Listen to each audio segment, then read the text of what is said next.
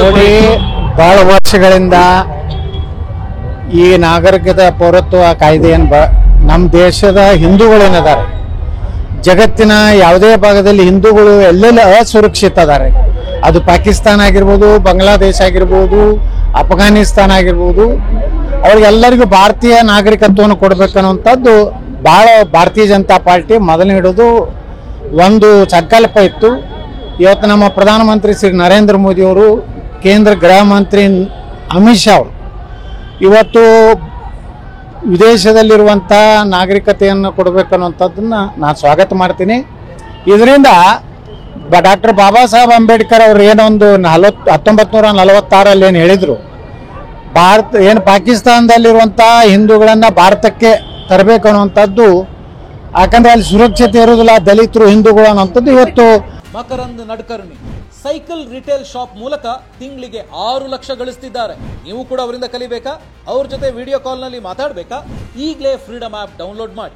15-16% ಏನು ಪಾಕಿಸ್ತಾನದಾಗಿದ್ದಂಥ ಹಿಂದೂಗಳ ಸಂಖ್ಯೆ 2% ಬಂದಿದೆ.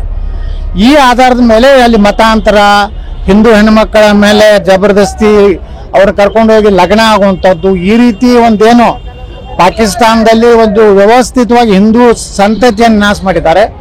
ಬಹುತೇಕ ಒಳೆದುಳಿದಂಥ ಯಾರು ಭಾರತಕ್ಕೆ ಬರಬೇಕಂತಾರೆ ಪಾಕಿಸ್ತಾನದಿಂದ, ಅಫ್ಘಾನಿಸ್ತಾನದಿಂದ, ಬಾಂಗ್ಲಾದಿಂದ, ಅವ್ರಿಗೊಂದು ಒಳ್ಳೆಯ ಅವಕಾಶವನ್ನು ನಮ್ಮ ಪ್ರಧಾನಮಂತ್ರಿ ನರೇಂದ್ರ ಮೋದಿ ಅವರು ಕೊಟ್ಟಿದ್ದಾರೆ. ನಾವು ತುಂಬ ಹೃದಯದಿಂದ ಸ್ವಾಗತಿಸ್ತೀವಿ. ಲೋಕಸಭೆ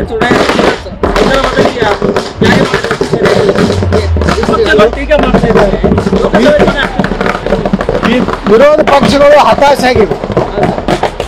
ಈಗ ಇವರು ಎಲ್ಲ ಹೇಳ್ತಾರಲ್ಲ, ಗ್ಯಾರಂಟಿ ಯಾಕೆ ಎಲೆಕ್ಷನ್ದಾಗ ತಗೊಂಡು ಬಂದ ಕಾಂಗ್ರೆಸ್ನವರು ಗ್ಯಾರಂಟಿ ಯಾವಾಗ ಹೇಳಿದ್ರು, 10 kg ನಾವು ಅಕ್ಕಿ ಕೊಡ್ತೀವಿ, ಫ್ರೀ ಬಸ್ ಪಾಸ್ ಕೊಡ್ತೀವಿ, ಮಹಿಳೆಯರಿಗೆ 2,000 ಕೊಡ್ತೀವಿ. ಯಾವಾಗ ಚುನಾವಣೆದಾಗ ಹೇಳಿದ್ರು ಎಲ್ಲ ರಾಜಕೀಯ ಪಕ್ಷಗಳು, ಚುನಾವಣೆಗಿಂತ ಮುಂಚೆ ಜನರಿಗೆ ಏನು ಮಾತು ಕೊಟ್ಟಿದ್ದೀವಿ, ಅಯೋಧ್ಯೆ ರಾಮ ಮಂದಿರ ಕಟ್ತೀವಿ, ಕಾಶ್ಮೀರದ 370 ನಾವು ತೆಗೆದು ಹಾಕ್ತೀವಿ, ತ್ರಿಬಲ್ ತಲಾಕ್ ತೆಗಿತು, ಎಲ್ಲಾನು ಒಂದೊಂದು ದೇಶದಲ್ಲಿ ಜಾರಿ ಮಾಡಿದ್ವಿ. ಅದರಿಂದ ಇದು ಚುನಾವಣೆ ಕಿಮ್ಮಿಕ್ಕಲ್ಲ.